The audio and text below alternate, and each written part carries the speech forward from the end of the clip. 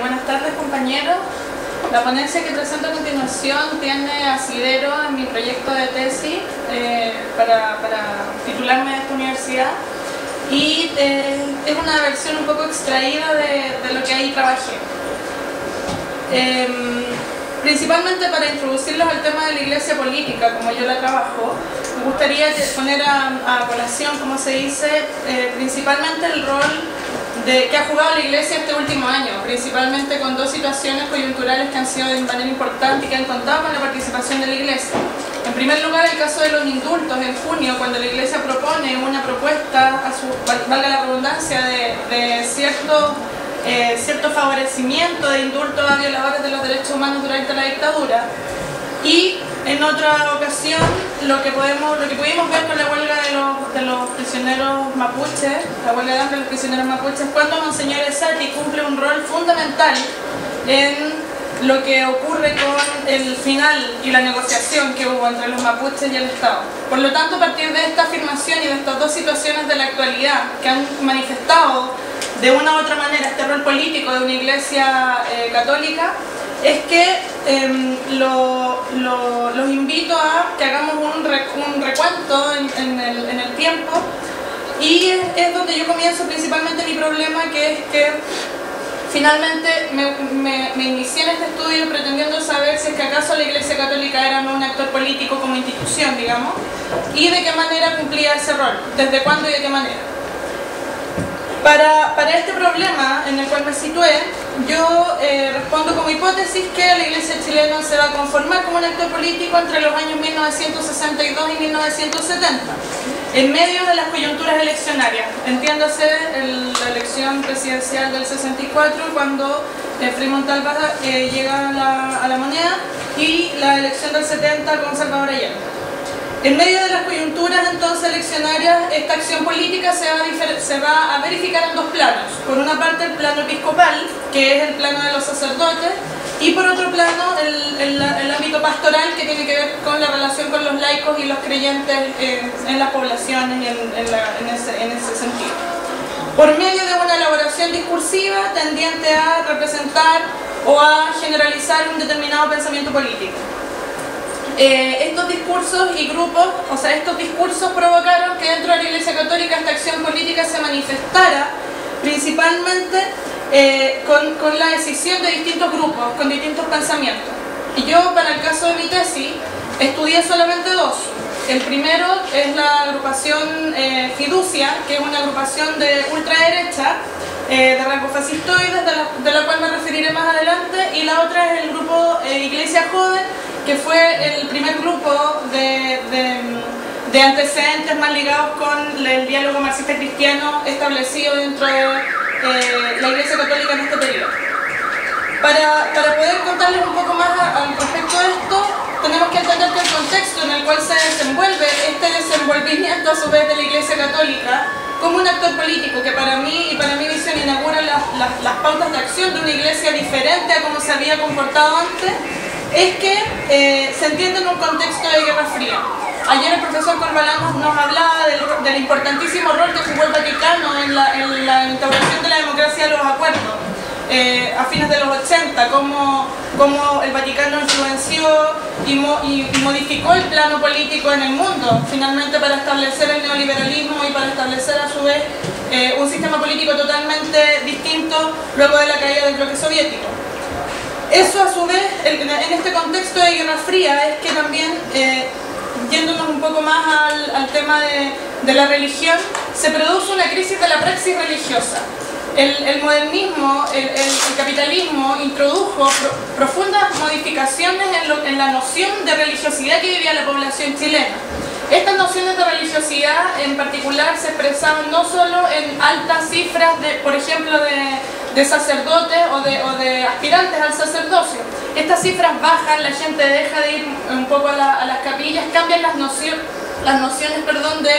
de vivir la religiosidad. Por eso yo la denomino la praxis religiosa. Y ante esto, la Iglesia va a proponer una serie de medidas políticas para atacar este problema de esta crisis. Una de ellas, la más importante, es la ejecución del Concilio Vaticano II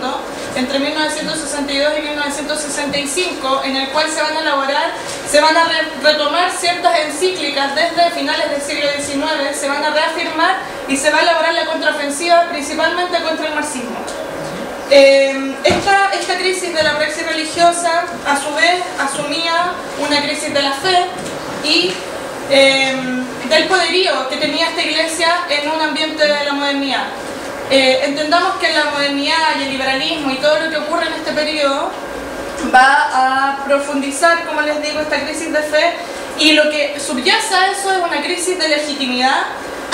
discursiva. La iglesia pierde legitimidad en sus discursos y ante eso va a tener que resolver un montón de temas coyunturales que van a ser de vital importancia para el surgimiento de estos dos grupos que yo estudié para mi caso en particular. Evidentemente hay muchos otros grupos que se manifiestan religiosamente, políticamente dentro de la iglesia, pero yo, como les cuento, tomé estos dos grupos para retratar un poco lo que era la visión de la izquierda y la derecha en el inicio de la pugna política al interior de la iglesia. Para yo sustentar esta afirmación,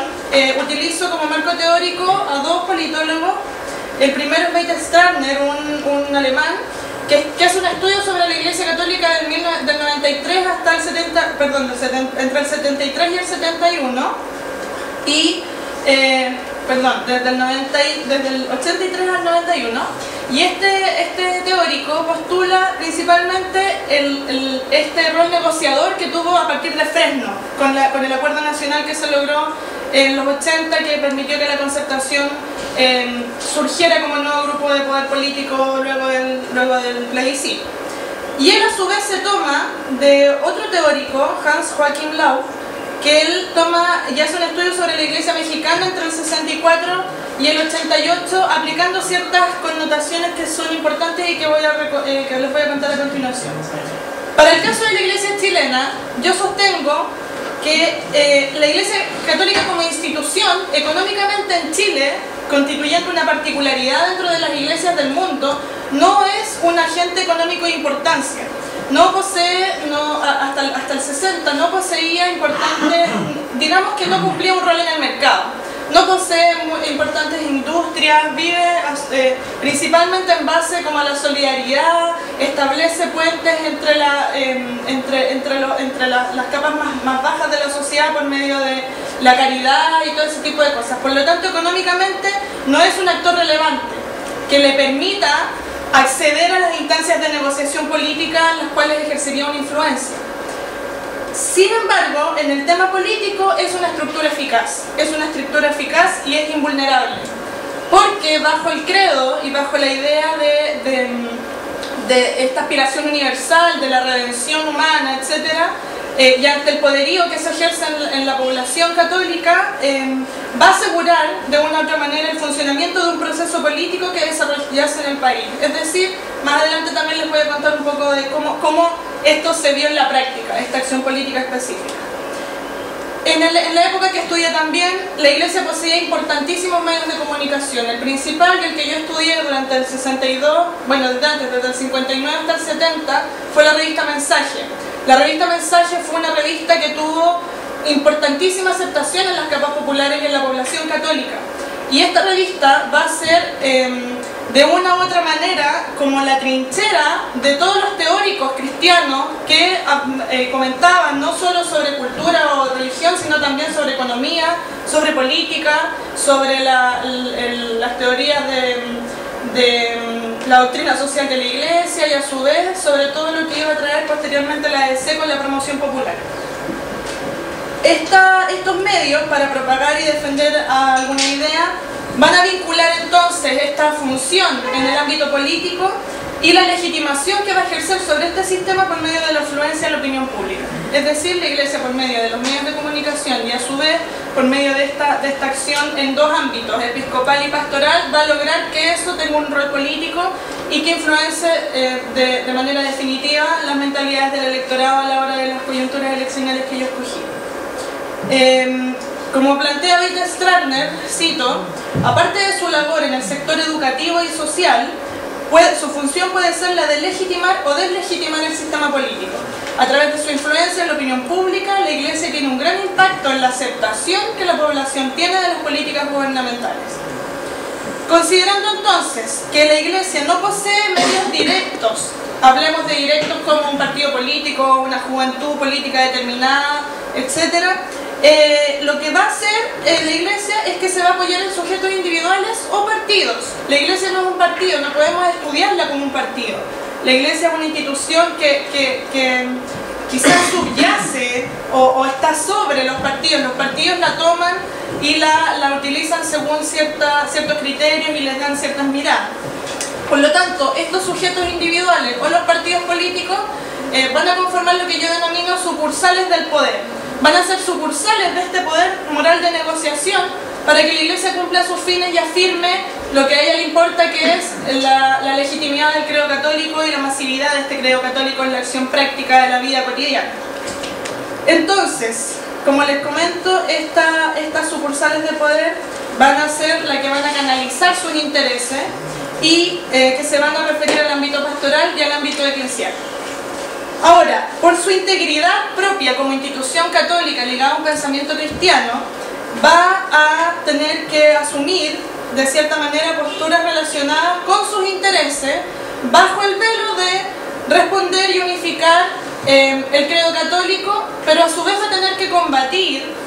de manera muy importante con las posturas personales de los miembros de la alta jerarquía. Entre este periodo, entre los 60, cuando está recién configurándose